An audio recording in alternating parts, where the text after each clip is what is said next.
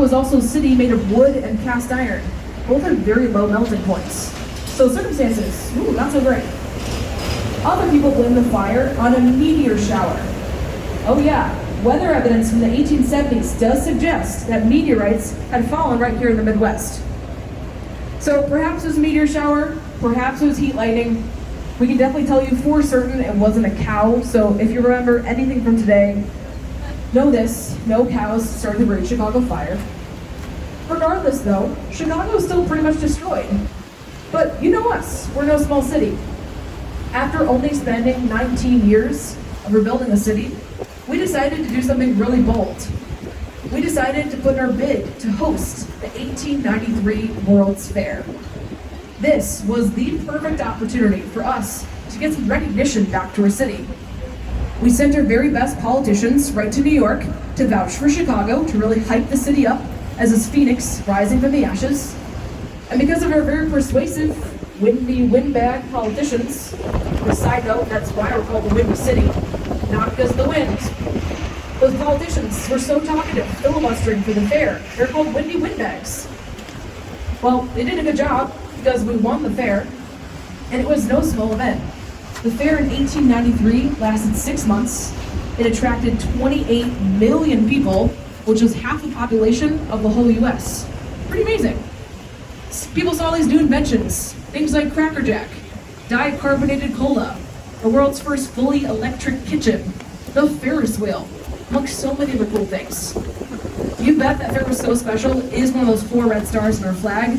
We'll talk about that flag later on, but I'm so happy to see cameras out, because I'm going to take off my history teacher hat for a moment, and I want you guys to take out your cameras, because off to your left here is my favorite view of the entire city. Totally Instagrammable, right? Postcard worthy. Make all your friends jealous that you're here and avoiding all the rain that's probably hitting somewhere else in Chicago. So definitely take a few photos. If you missed it, we will be coming back this way. So we'll be back. So if you missed your photo out, just keep an eye out. As we continue though into the South Branch, we will talk about a few more buildings along the way. First off, this building above us to your right, it's called 150 North Riverside Plaza. The building here is a very special design because of its unique location. We have the river on this side of the building, and the Metra and Amtrak train lines just on the other side of it.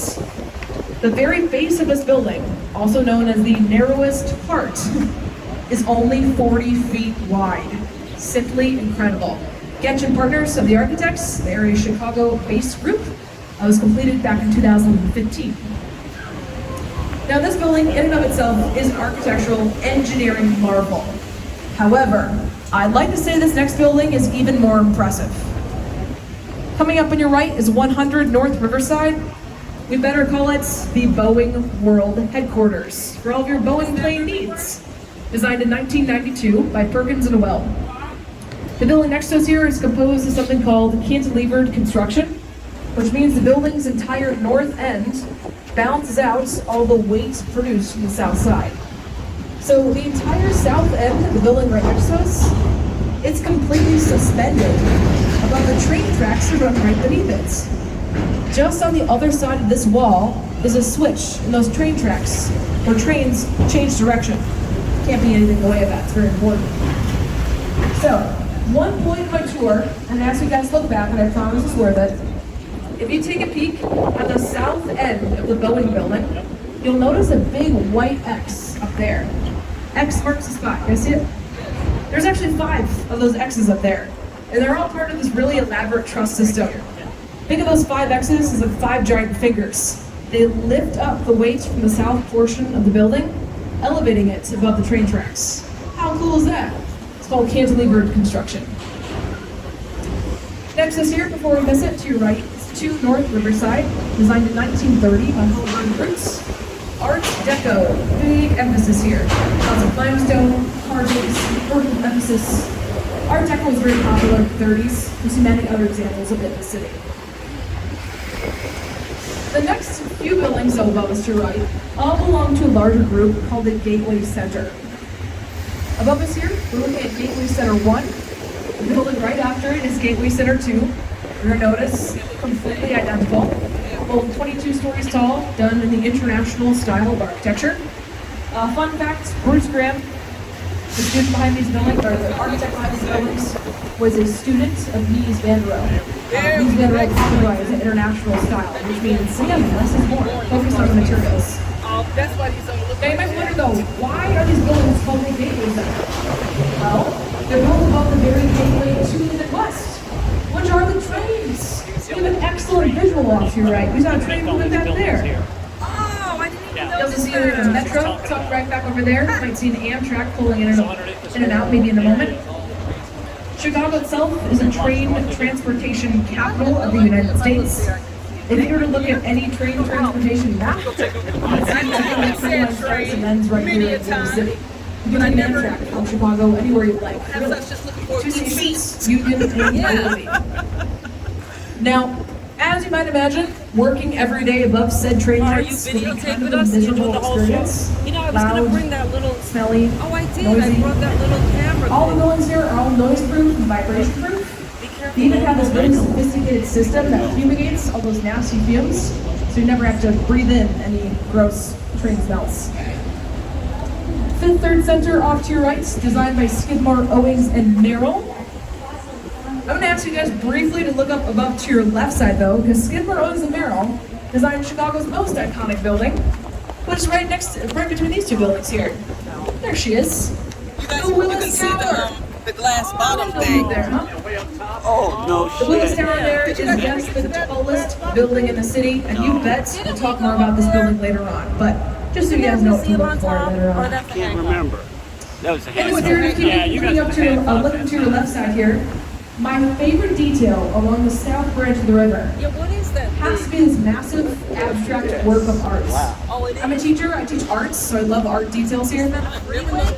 Now, believe me, this is not just an abstract work of art. It's actually a map of the entire south branch of the Chicago River. Yeah, that red box up there, it's a "You Are Here" mark. We are up there. It's cool. Kind of neat, right?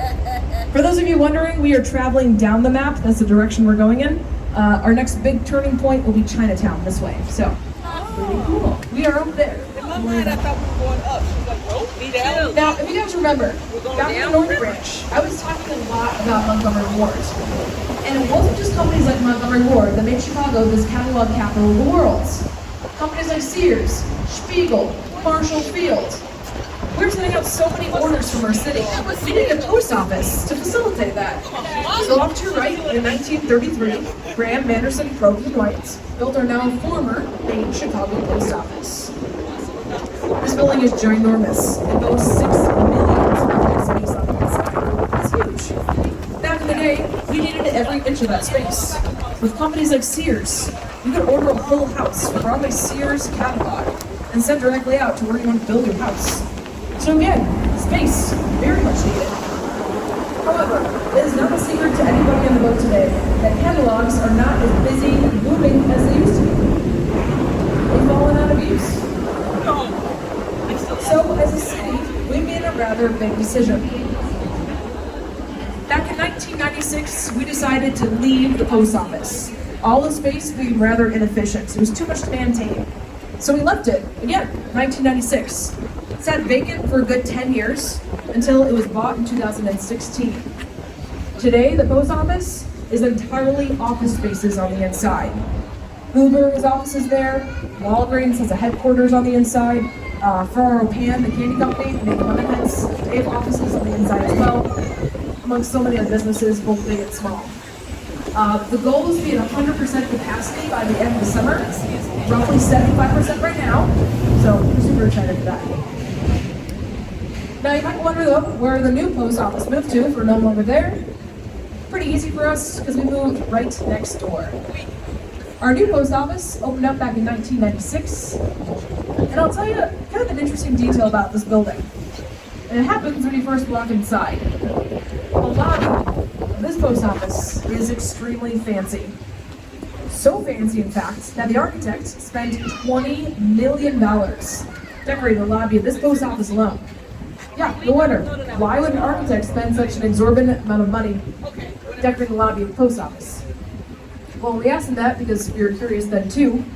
He said, listen, Everybody knows what the inside of a Oh. post office looks See like. right here? Relatively speaking, it's We pretty walk from home standard. and walk this. But I want to make some extra cash on the side. Rent out the lobby. It starts Big right back events, down there. weddings, bar mitzvahs. Those are big grand ceremonies. So I'll tell you what, since 1996, when this post office first opened, that $20 million lobby has been rented out a precise number of 3.5 0 miles. times. No one has wanted their wedding in the lobby of the post office. Which is For you guys. Let's take a peek off to your left. What are you guys doing there every day? Here. This No, we walk development someplace is different called every day. South Bank. It's It's boring. being designed by Perkins and Will. That's the Cooper off to your left, a lovely mid-rise building there with all those cool townhomes at the bottom.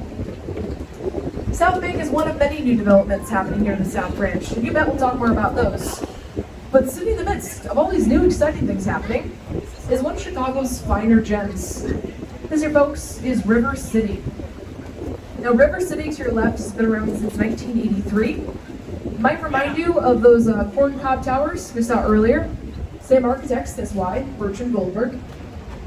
The building itself is based off this idea of being a city within a city. Everything you could possibly need is somewhere on the inside of the building. There's a grocery store, there used to be a bowling alley, a school, even 1 acre of a climate-controlled park is on the inside too. So theoretically, essentially, you never have to leave where you live to get anything you wanted. However, with all these new and exciting developments happening here along the South Branch, this area is way more fun and way more safe than it certainly used to be. Safety was a big concern back then. Everything you wanted was on the inside, so you never had to leave. Now, a fun fact about River City there is that it was originally part of a 3-phase project. If you can picture it, Bertrand Goldberg wanted to include 2 more sections of River City snaking here along the South Branch, offering even more crazy cool amenities. You might wonder then, where did those other 2 sections go? Chicago saw the plans. We said, let's start with phase 1. It's a lot of concrete, and that was kind of the last of it. So, still, very cool though. We're lucky to have 1 section of it. Anywho, we have Riverline off to your left, another one of our big developments here. We have the British International School, we have the Icon Theater, lots of new things happening here. Again, Perkins and Will are some of the architects behind this. New Riverwalk will be coming soon, very excited for that. Now, before we talk about the next and most large of all these developments happening here, I have to highlight a building that wasn't always part of my tour. The building off to your right side here, with these 2 funnels, I've gotten so many questions asked about this very building. This here, folks, to your right, is a former Union Station power plant. It was built back in 1930, powered our trains by burning coal. It's been decommissioned since 1997. We just don't need a power plant quite so much anymore. It's been sitting vacant ever since, so if anyone here is looking for a new evil lair with a fantastic view of the city, power plant is probably a good place to put up. It's 10 minutes to the It is house. abandoned, it's more dangerous to tear it down and leave it standing up, Yes. which is again why it's still here. So, still very cool. Anyway, dragonflies. I love those. As we continue moving here along, though, we're going to pass the Roosevelt Street Bridge. I encourage you guys to look off to your left ahead of us at Chicago's largest new development happening here. Here to look, you're not going to see a whole lot of anything, and that's okay. So, off to your left side here, folks, this area is called the 78. It refers to 62 acres of former rail yard space. Completely swept away, kind of wiped, as a blank Almost see slate. where we live. Now, basically what's going to find a home here in the 78 is everything under the sun. Think high-rises, mid-rises, townhomes, restaurants, art galleries, movie theaters. Is this the leg Riverwalk that here goes as well, up which to I'm really the, excited about. to The the only thing lake? that's really laid out as See far as this so building, far that is white actually building the right English there? streets. Oh, Guys, see, if I that's look very us. closely, Look you can see closely. those That's trees us. framing one street there. So that's where you guys can see your house. Your The plans for the 78 So you said were announced officially what? back in you guys can see your 2018. condo from here. Skidmore, Owens Yeah. and Merrill with the Oh, architects it's the behind building. this. What were you asking? I'll tell you kind of a Does funny this story. go out to When the Lake? plans were being announced a few years ago, The other way. the original completion year behind Where we all got of this was 2027. Now be honest with me for a sec, folks. Do you think that this will all be done by 2027 in 6 years? 62 acres, BT does. Yeah. The city said, you know what? 2027 is a little bit too confident on our end. Let's make that 2032. Wow.